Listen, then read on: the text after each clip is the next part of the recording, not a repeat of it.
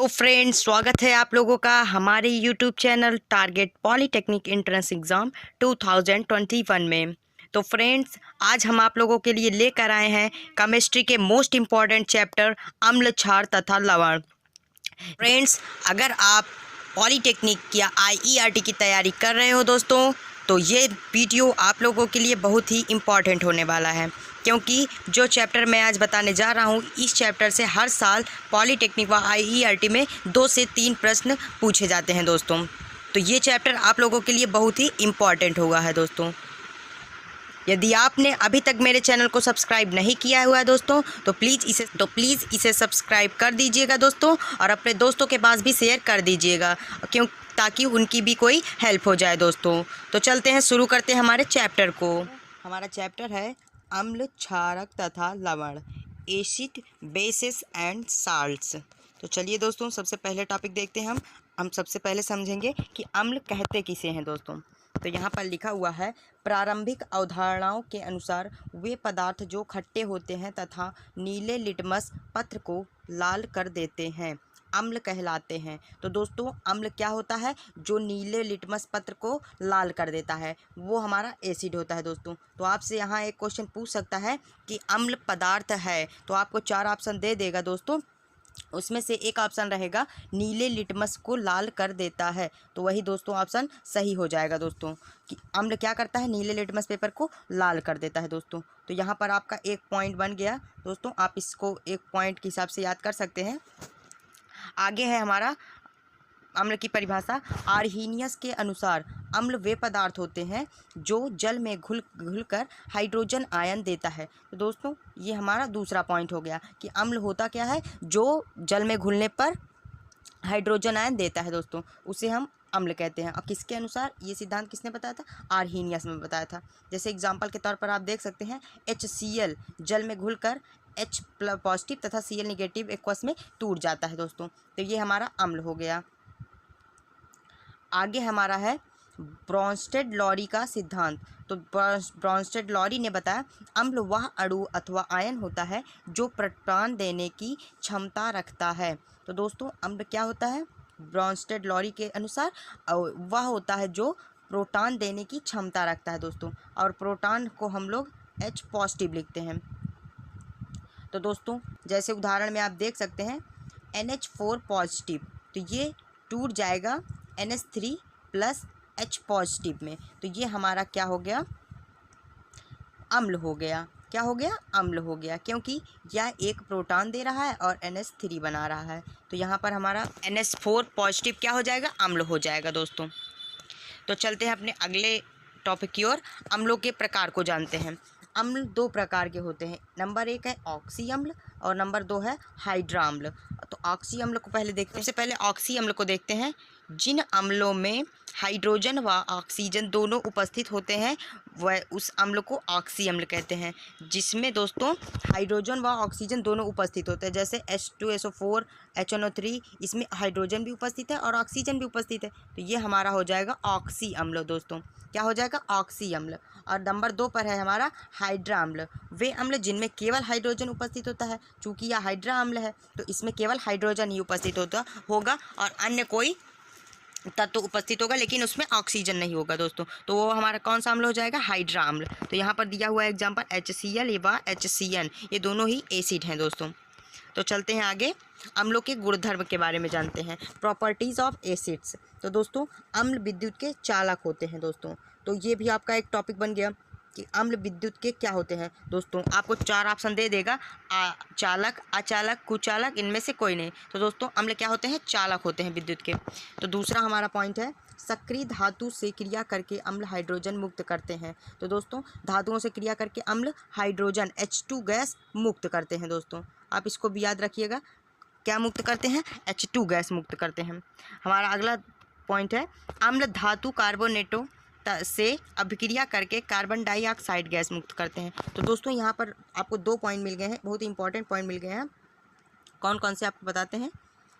Number 1 तो है सक्रिय धातुओं से क्रिया करके अम्ल हाइड्रोजन मुक्त करता है, और कार्बोनेटो व बाइकार्बोनेटो से अभिक्रिया करके अम्ल क्या करता है, कार्बन डाइऑक्साइड गैस को मुक्त करता है दोस्तों। और हमारा अगला पॉइंट है अम्ल क्षारकों के साथ क्रिया करके लवण व तथा जल बनाते हैं। तो दोस्तों अम्ल जो है वो क्षारकों के साथ के साथ क्रिया करके लवण बनाता है दोस्तों, वह जल बनाता है। और अगला है हमारा अम्लों की प्रकृति संक्षारक होती है दोस्तों। क्या होती है, संक्षारक, मतलब अर्थात या किसी भी चीज़ को संक्षरित कर देते हैं, अर्थात उसे समाप्त कर देते हैं दोस्तों। चलते हम आगे। यहाँ पर अम्लों के कुछ उपयोग दिया हुआ है दोस्तों, तो आप लोग देख सकते हैं। नंबर 1 पर है जो हाइड्रोक्लोरिक एसिड है, इसका प्रयोग हम लोग अम्लराज बनाने में तथा रंग एवं औषधि के निर्माण में करते हैं दोस्तों। उपयोग इनके बहुत ही इंपॉर्टेंट है, आप इसको याद कर लीजिएगा और इसको ध्यान से देखिएगा दोस्तों।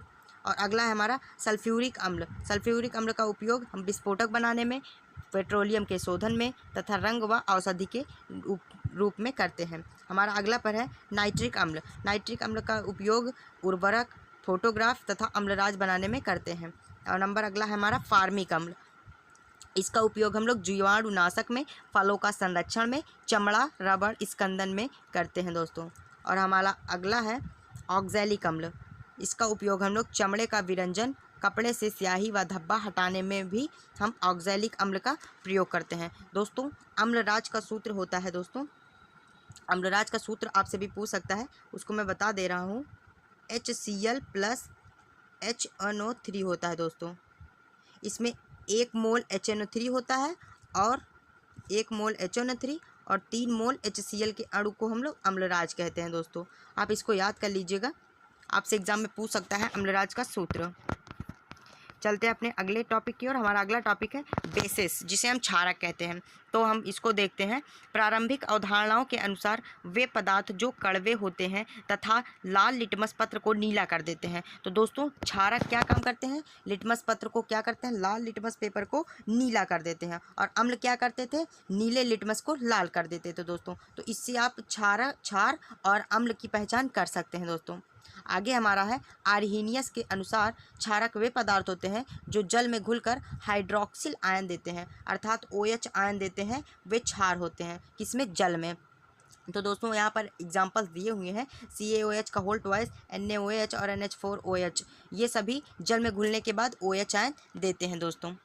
आगे हमारा है ब्रॉन्स्टेड-लॉरी के अनुसार क्षारक वे अणु व आयन होते हैं जो प्रोटॉन लेने की क्षमता रखते हैं। तो दोस्तों ब्रॉन्स्टेड-लॉरी के अनुसार अम्ल थे हमारे जो प्रोटॉन देने की क्षमता रखते थे, और इसमें क्षार क्या हो जाएगा, उसी का उल्टा जस्ट हो जाएगा, जो प्रोटॉन लेने की क्षमता रखते हैं। तो जैसे आपको एग्जाम्पल्स दिए हुए हैं इसमें NH3 ammonia plus H positive proton को ये ग्रहण करके क्या बनाते हैं, NH4 पॉजिटिव बनाते हैं, एक अम्ल बनाते हैं दोस्तों। हमारा आगे है क्षारकों के गुणधर्म, प्रॉपर्टीज ऑफ बेसिस। आप इसको भी समझ लीजिए। क्षारक विद्युत के चालक होते हैं दोस्तों। क्षारक भी क्या होते हैं, विद्युत के चालक होते हैं दोस्तों। तो आपसे एग्जाम में ये क्वेश्चन भी पूछ सकता है कि क्षारक विद्युत के होते हैं। आपको 4 ऑप्शन दे देगा, उसमें अचालक, कुचालक या 3-4 ऑप्शन दे देगा, उसमें एक चालक ऑप्शन रहेगा, वही हमारा सही ऑप्शन हो जाएगा दोस्तों। हमारा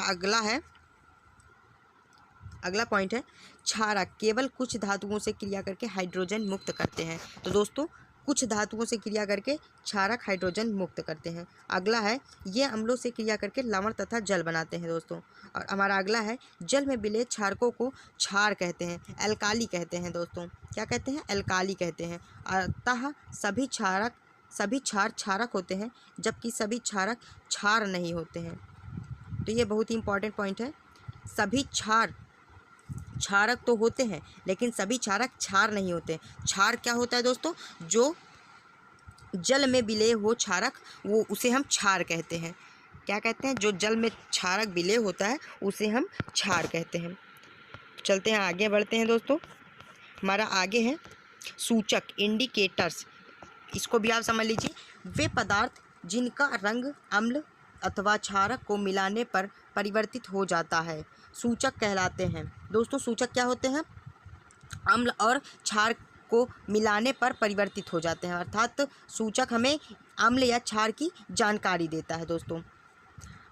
आगे है, अतः इनका प्रयोग किसी पदार्थ की प्रकृति जानने के लिए किया जाता है। दोस्तों जैसा कि मैंने बताया कि सूचकों का प्रयोग क्या किया जाता है, अम्ल व क्षारकों की प्रकृति ज्ञात करने के लिए किया जाता है। उदाहरण के लिए हम ले लेते हैं फिनाफ्थलीन। अम्ल के विलयन में रंगहीन हो जाता है, जबकि क्षारीय विलयन में इसका रंग लाल हो जाता है। दोस्तों तो आपसे यहाँ पर भी एक क्वेश्चन पूछ सकता है कि फिनाफ्थलीन अम्लीय विलयन में कौन सा रंग प्रदर्शित करता है। तो दोस्तों इसमें अम्लीय विलयन में रंगहीन हो जाता है और क्षारीय विलयन में इसका रंग लाल हो जाता है। तो आपसे यहाँ पर 2 पॉइंट बन गए हैं दोस्तों। आपसे यहाँ पर कोई भी क्वेश्चन एक बनाकर पूछ सकता है दोस्तों।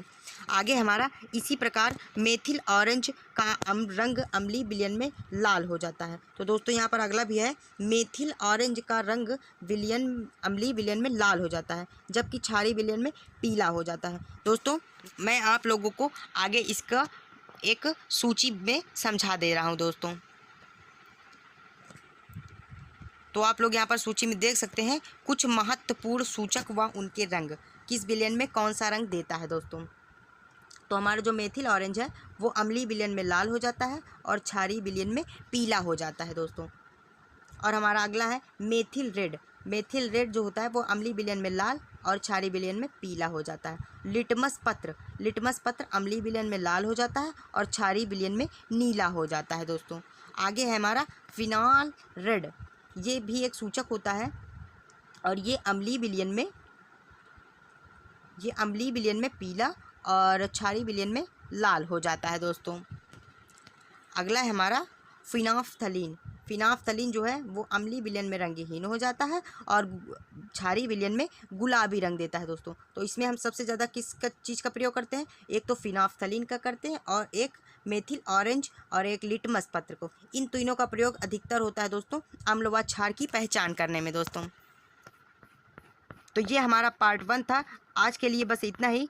हम आगे आपको पार्ट 2 में बताएंगे लवण के बारे में दोस्तों। उसके बाद हम आपको कुछ क्वेश्चंस कराएंगे जिस प्रकार के एग्ज़ाम में क्वेश्चंस पूछे जाते हैं दोस्तों। तो जुड़े रहिए दोस्तों हमारे साथ टारगेट पॉलीटेक्निक एंट्रेंस एग्ज़ाम 2021 में। और अभी तक मेरे चैनल को सब्सक्राइब नहीं किया है दोस्तों तो प्लीज़ इसे सब्सक्राइब और शेयर कर दीजिएगा दोस्तों। तब तक के लिए धन्यवाद।